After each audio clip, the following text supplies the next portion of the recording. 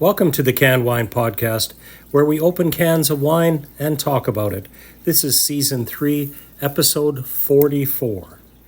Now, we're bringing you the world in a can, and we're switching coasts this time, breaking you over to the East Coast, Long Island, in fact. But first, as we do here, let's talk about our canned wine word of the week, which was suggested by Dean, our Dean of De-alcoholization, and Dean's word was aging. Now, wine aging is a complex process of chemical reactions that transforms the taste, texture, and color of wine over time. Sometimes it's very beneficial. Sometimes it's not. It really depends on the type of wine and the type of grapes that you're using. So the entire process of aging wines takes a lot of skill, special equipment, and a good knowledge of the grapes that you're using. Now, our can of the week, as we had mentioned, is from Long Island, New York, not too far from us. I've been out to the Hamptons a few times. I don't know if I went past Bridge Lane's wine. I wasn't into canned wines at that level back 10 years ago. But I do know the area. And I'm happy to report that Bridge Lane's wine is having a big celebration there on National Rosé Day. And you can look up that. I think it's next weekend. Get the exact date. And they have their fantastic wines, entertainment. It's a big to-do out at Bridge Lane Wines. So they're in Mattituck, New York, and the can of the week is a 250 ml Bridge Lane Rosé. Now, it has very low residual sugar, and as I said, 11.9% alcohol, so it's not an overly strong wine. It's a product of Bridge Lane Wines in Mattituck, New York. Now, the wine is the grapes all come from the New York viticultural area, so it could be some Finger Lakes wine, it could be from here, there, and they certainly have a virtual rainbow of wines. It's 34% Merlot, 24% Cabernet Franc, 23% Marchal Fouche, 11% Il Crescent, 8% Pinot Blanc. And yes, I added it up. It adds up to 100% wine, so we're all good there. They take a 40-day, 60 degrees fermentation in stainless steel after an 8-hour maceration, so they mash it up real good. And the skin contact, of course, helps with those flavonoids and gives it that color that we know as rosé. Now, they use a Fermel Rouge yeast, and this was fermented October 2023 vintage, so a very interesting and good wine. Now, today, at the request of many people, we're doing another vignette, if you will, and we're off to Baci Pizzaria in Montrose, New York, where he's doing his Wood-Fired Wednesday. It's on a Thursday, but it's for a good cause. There's a young girl, I think she's 15 years old, that has, been diagnosed with brain cancer and is going through treatment. So Chris over at Baci decided to put this together and contribute the funds from today's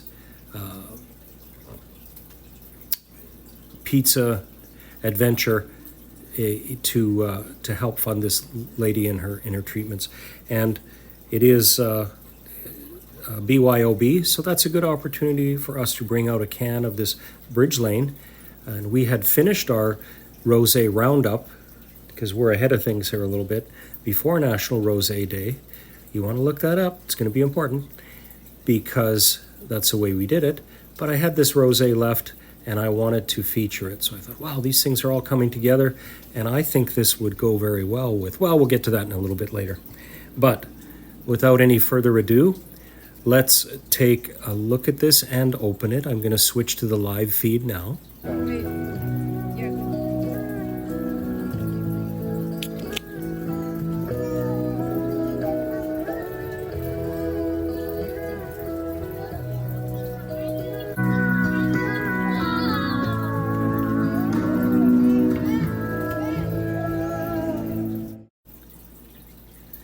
And I'll tell you, just as you can see, it has a beautiful color.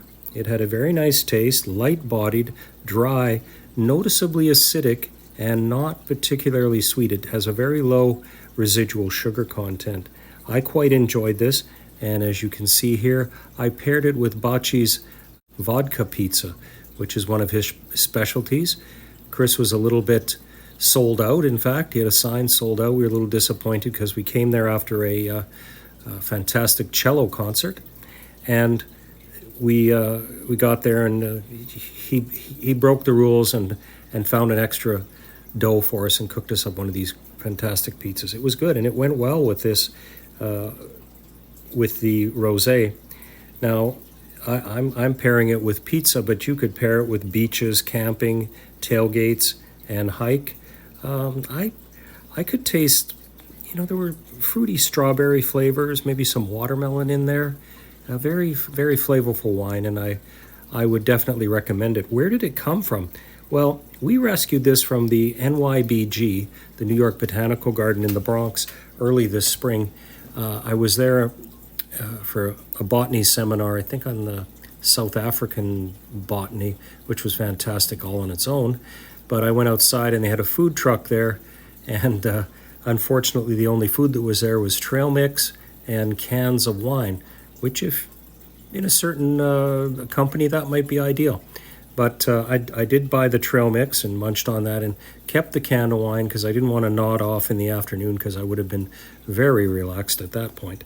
And I knew that I would bring it back. I didn't know that it would happen now, but it did, and that's fantastic. So our shout out goes to not just the people at Bridge Lane Wines that brought us this fantastic wine and are having their Bridge Lane Rosé Day coming up, but also to Chris at Baci.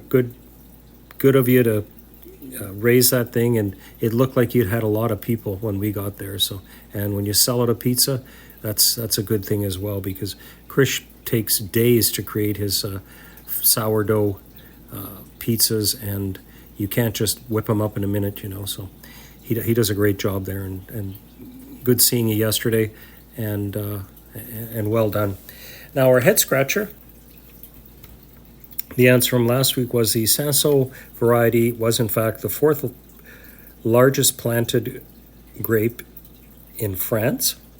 And I did have a different idea for this script because I'd written it before this. And you have a choice. I'll give you A and B. So 2 possibilities to win, or you can win twice. What island does this week's wine come from? And what day is International Rosé Day? So come up with one of those, leave a comment at the bottom of the podcast, and fabulous things will happen to you. In closing, we'd like to thank you for tuning into the Canned Wine Podcast, where we open cans of wine and talk about it. It seems like a simple thing, but we work hard at it. And remember to enjoy responsibly. Just because it comes in a can doesn't mean you can or should drink and drive. Don't do stuff like that. The Canned Wine Podcast is a Center Stage production, all rights reserved. I'm actually wearing my Center Stage production shirt right now, but I'm doing this as an overdub so I could get you the vignette style. I'll show you what those fantastic shirts look like in another time.